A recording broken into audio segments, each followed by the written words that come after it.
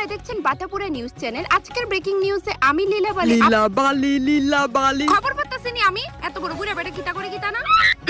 তো আজকের ব্রেকিং নিউজে খবর আসছে শৈলমাছ গ্রাম থেকে দুই বোনকে নিয়ে। ছোট বোন তার নিজের বড় বোনকে নিয়ে অভিযোগ করেছেন। ছোট বোন ছুটকি বললেন যে দেশের আইন করছেটা কি, কেন ছোট বোনেরাই সর্বদা বড় বোনে পুরাতন জামা কাপড় পরতে বাধ্য। আসুন সবটা বিস্তারিতভাবে ছোট বোন ছুটকির মুখ থেকে শোনা যাক। হাইকোর্টে বিচার না পাইলে আমি সুপ্রিম কোর্টে পর্যন্ত যাবো। এই যে আমি হাইকোর্টের সামনে দাঁড়াই রইছি। ম্যাম, অনুরোধ করছি শুরু থেকে একটু বলেন, কারণ আমাদের দর্শক বন্ধুদের অনেক আগ্রহ বিষয়টা জানার জন্য।